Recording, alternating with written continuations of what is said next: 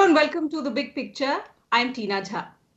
On the show today, we will talk about the migration and mobility partnership between India and the UK.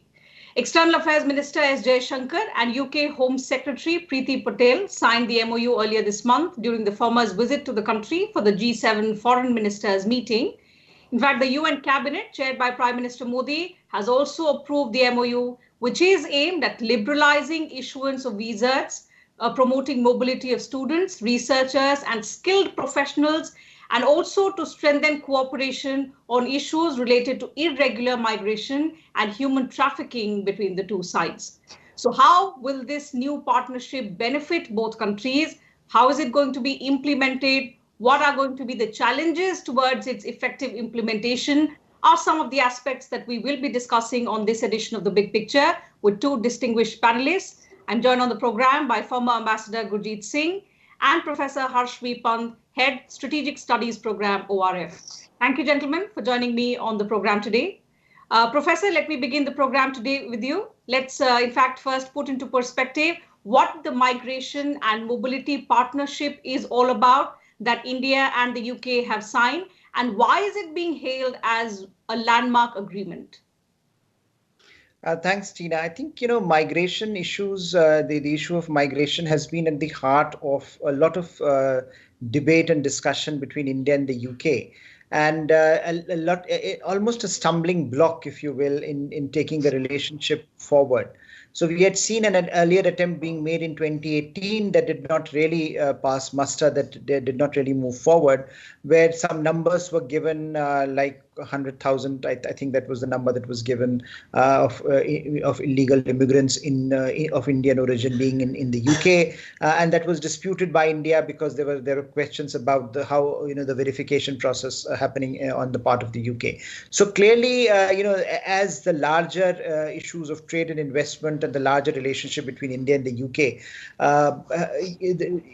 is being reimagined, this issue was at the heart, or has been at the heart of this conversation, as to what happens if opportunities are not available for skilled professionals. And we had seen over the last few years, over the last decade, Britain making it very difficult for Indians and for others to work in Britain. So, for example, our students used to face a lot of difficulties when they used to study, and they did not have the work visa extension that used to be given as part of their student visas for a year or so initially, but then it was taken away from them. So I think this lack of opportunity for Indians, lack of opportunity for Indian skilled workers, for Indian students, had been at the heart of this discussion, at the heart of this conversation between India and the UK. And I think with this pact, this issue has been put at the heart again of taking this relationship forward, because from India's perspective, any conversation about India-UK partnership should have resolved this problem. And I think now we see a greater degree of sensitivity and urgency on the part of the UK that, yes, this is a problem that India takes seriously, and we need to respond in some ways by allowing some practical solutions to emerge. And so this idea of 3,000 odd professionals who can work in either country for a period of 24 months seems to give greater flexibility, seems to give greater mobility to youth. And this also puts, I think, younger generation in some ways at the heart of Indo-UK relationship, because that's the demography that is going to shape the relationship moving forward. So I think a lot of attempt is there now to look at the relationship from a broader perspective, in some ways to resolve a long-standing problem that was not getting resolved for a long time. And this is a very practical step that has been taken, where India would also take back illegal immigrants from UK, and in response, UK has designed this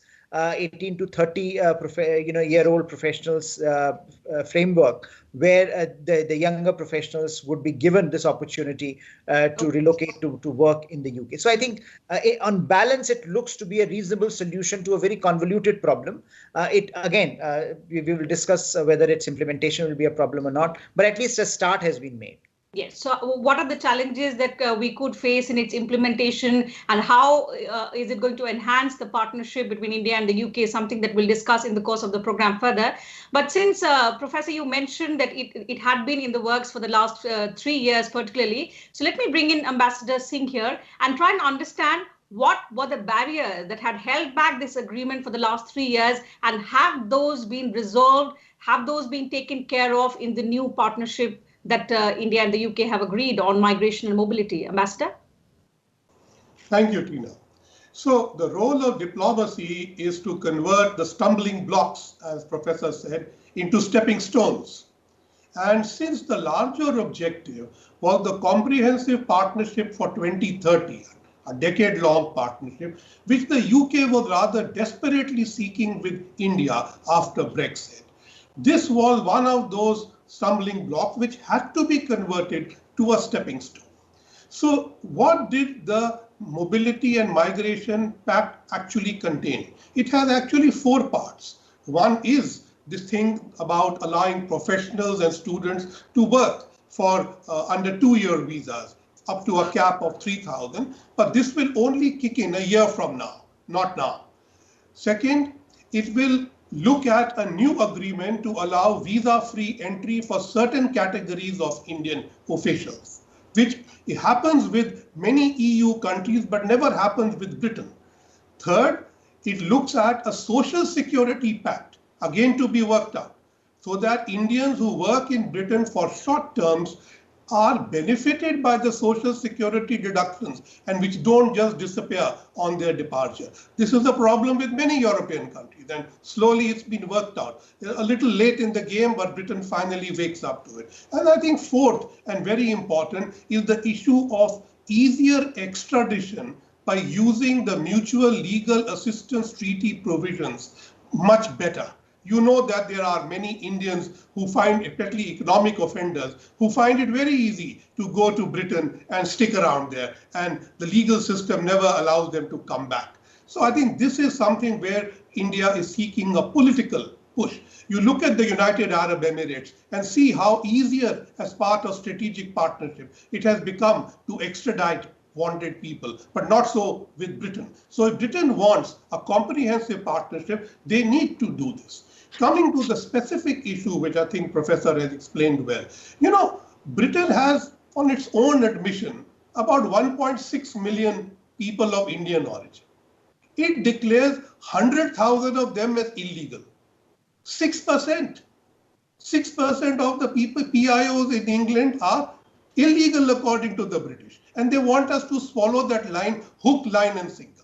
Now, these issues of immigration, illegal immigration, visa is part of the problem why Brexit took place. Because Britain did not want to accept the free migration out of Europe. Now, this is a problem which is persisting with us. How can you accept such a large number of illegals, and how did they get there? Part of them are former asylum seekers who have been hanging on under the British legal system. Some of them have spent their entire lifetime savings, sold everything in India, gone through impossible tasks, either through the African coast or through Eastern Europe, and come to Britain. These people don't want to come back. How do India accept them? How do we know they are not Pakistani or Bangladeshi or Lankan? So there is a process of verification. Admittedly, this process of verification has to be very manual in India. You have to go to the person's village and say, did this guy with this photo actually belong here?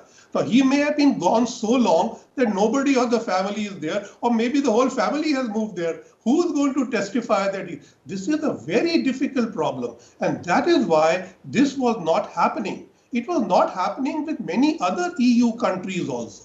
So these are major issues, and the little lollipop that they've hung us with, 3,000 visas for 2 years, mind you, these are on a reciprocal basis. It is not unilateral offer. It is a reciprocal offer of exchanging 3,000 visas. So I don't think this, well, it is a stumbling block converting to a stepping stone, but it's still a pretty large stone. You have to do a hop, step and jump around it. Certainly. So let me take that point to Professor, so that's a very significant step that has been taken. But as the ambassador points out, if the UK considers 6% of the people of Indian origin living there as illegal immigrants, will India be taking them back? Because that is what we have agreed to on illegal migration. India has said that it does not encourage illegal migration because it prejudices legal migration, and so we will take back the illegal migrants. But how will this process work, Professor? Because this is going to be a very, very difficult task. And what then are going to be the challenges involved in this difficult process? See, India, I think, has been right in saying that we really need to look at this very carefully in terms of, what it does to, what illegal migration does to legal migration, which is something that, a lot of the problems around the legal migration have been cropping up, and therefore we have to protect those who legally want to go to UK and legally want to work there, because it creates this negative loop of perception. Where India is contributing so much, yet the perception of illegal immigration from India tends to be in newspapers and the media. So that is something that is avoidable and should be prevented. So I think the step that has been taken is to move an inch towards that problem. But as the ambassador was pointing out, the numbers that they have said are so huge, and this was the reason why in 2018 the initial discussion fell flat, because India was not willing to budge on that issue. That look. This is a number that doesn't make sense. And how do you then verify? So I think now there seems to be some understanding of some of these challenges. We have seen that this engagement today talks about proper verification processes, and if India is satisfied by the work that British authorities have done in terms of documentation, then we will take this forward. So I think the onus is now, at least on paper, seems to be on British authorities to prove their case, and then India would reciprocate. So I think this is a sensible move, because we really, again, as the ambassador was pointing out, we cannot do it from India. They have to prove it first, whether this is, how do they define particular individual as part of this category, as part of illegal immigration, and therefore then India will again verify whether this can be processed on India's sense, and whether India is in sync with what UK is telling India. And then you can move forward to the larger conversation on what needs to be done and what needs to, how can we tackle this. So I think what we are now going to see perhaps is more conversations around the practicalities of the implementation of this idea. So once you have, the two governments agreed or aligned on the larger principles, that, this is an important enough principle for the two countries to work in. And again, this is an important moment, because Britain really needs a partnership with India, and India also needs to resolve this problem. So I think this is a unique opportunity for the two countries to resolve this once and for all, and so that you can move forward more proactively on the essential question of what you need to do on the legal migration issue. How can you expand opportunities for students, for professionals, for youngsters who want to go there, who want to experience, who want to educate themselves, or who want to have research or work professional experience in the UK, and vice versa. And I think that's the area that we really need to focus on. And in order to focus on that, we need to remove this barrier of this, of the problem of illegal immigration, which I think India has done now. India has and the UK have proposed rightly that they need to move forward. So what I sense is that now we will see the implementation part kicking in, and we would see how this is worked out by the two bureaucracies, by the two governments, in terms of practical approach to this problem. And only once we start seeing a few cases coming in, will we be in a better position to judge what are the problems exactly on the ground. Because if British government has a very good system as far as their documentation is concerned, so they can actually work hard and make sure that individuals that are documented in certain ways are either problematic from their point of view or not, and then they can convince India. If India is convinced, they can take it forward at Indian end. But if India is not convinced, then we need to have mechanisms of how this needs to be resolved, because there is a danger that you will end up in two very different interpretations, and a new conflict would emerge, that their interpretation is different from our interpretation and there is no convergence there. So I think in order to avoid that, we need to have systems and processes in place, and that will only happen gradually once the two countries start dealing with a few cases. Okay, Ambassador. So, as Professor Pant has pointed out, that of course this is going to be a very, very lengthy process, and it can only be taken forward once there are a few cases which both countries will then see how to take forward. But in terms of effective implementation, what are the kind of potential problems you see in terms of diplomacy that once again could be a stumbling block? I think Professor Pant is absolutely right.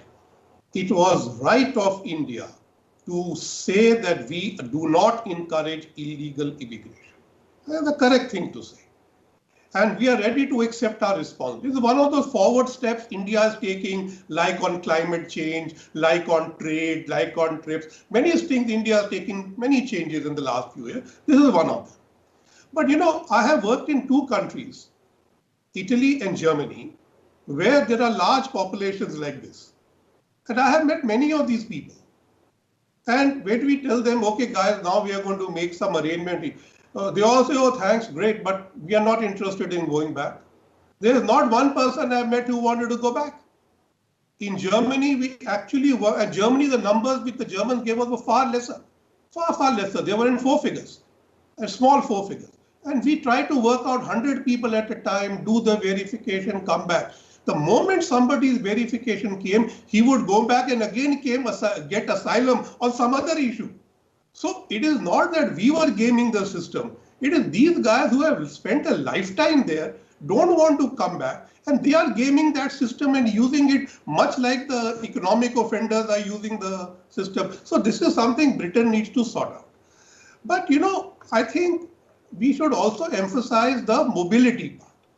And that is a much larger part, because the Mobility and Migration Pact, which is mentioned in the 2030 Comprehensive Strategic Partnership, you know, is linked to the people-to-people connectivity and to the education-linked connectivity.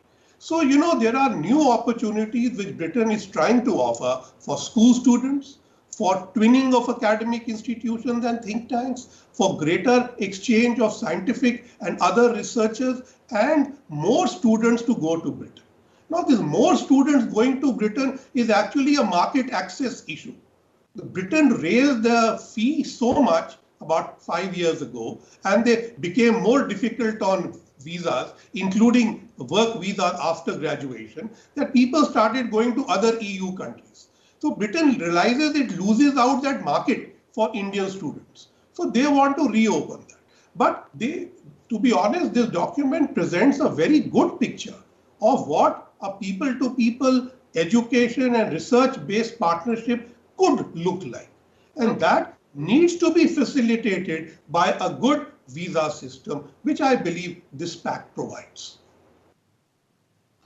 Okay, Professor, so new opportunities there, that is what we should look at for students and for young Indian nationals. But if we talk about the provisions which are there in the Mobility and Migration Agreement, so for students, for academics and researchers, what are the kind of provisions that this agreement provides? You know, in a sense, what this pact does is that it puts youth at the center of this engagement, and which is I think important if you're looking at the 2030 engagement, the engagement between UK and India over the next decade. And in that context, students, researchers, think tanks, academic bodies play a very important role.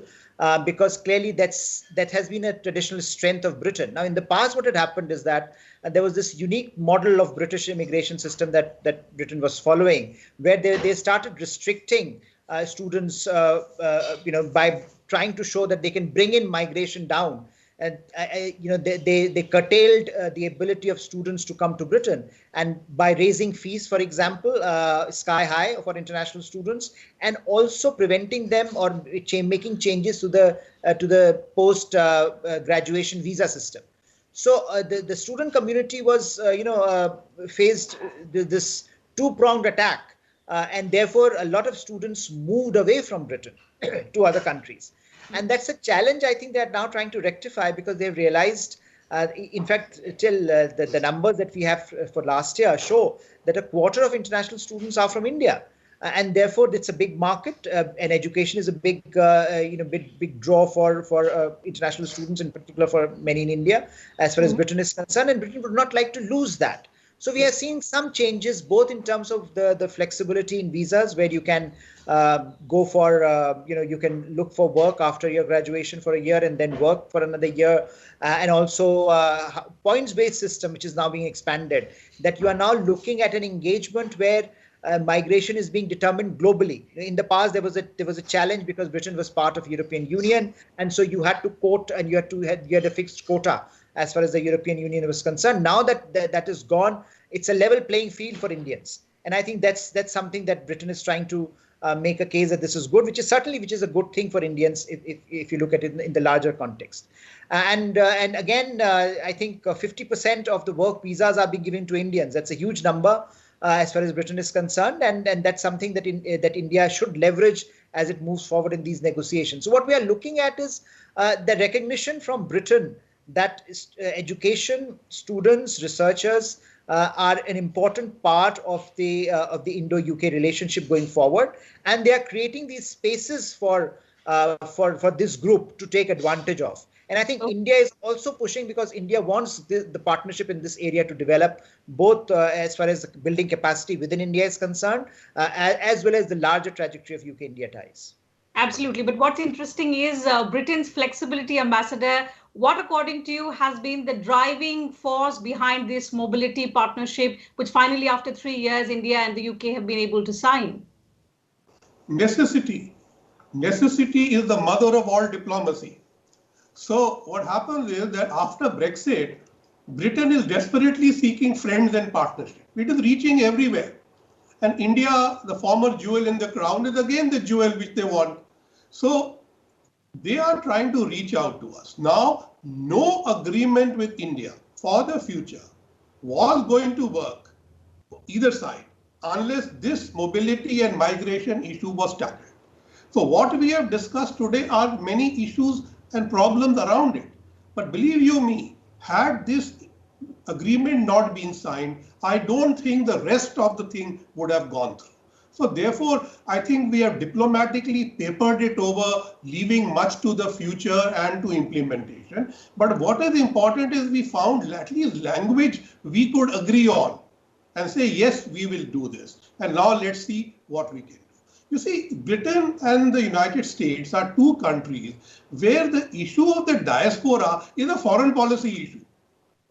We have very few other countries. I mean, do you really have such a huge issue? And the diaspora also pushes to get their issues concerned. Now, you know, the diaspora from England, for instance, is one of the large investors into India. Much of UK investment in India is actually diaspora investment.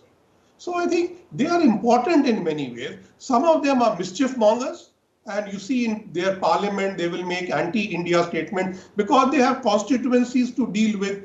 So we become a part. But I think overall, this issue being papered over allows you to deal with a comprehensive strategy for 2030, which India and the UK both need to expand their space in the world, deal with China, grab new opportunities, and open space for the youth.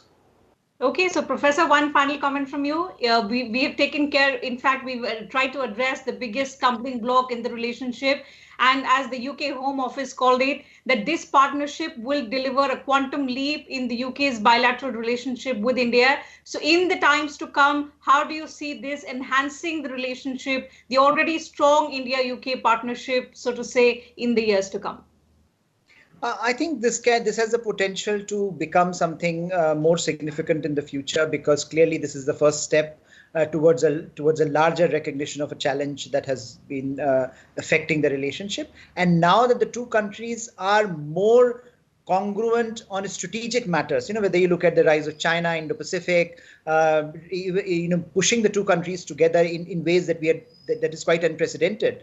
I think this issue it was important for this issue to be resolved, and the two countries have shown that they are willing to take some risks, because clearly there are going to be costs for both sides in this as we move forward. But what the two nations are showing that they are willing to move forward with this, hopefully with with the aim of designing a partnership for the 21st century which can stand the test of time. And I think that's when you look at it from this broader perspective, you understand that despite the challenges that this pact might pose in its implementation, it's a reasonable and well thought out move forward.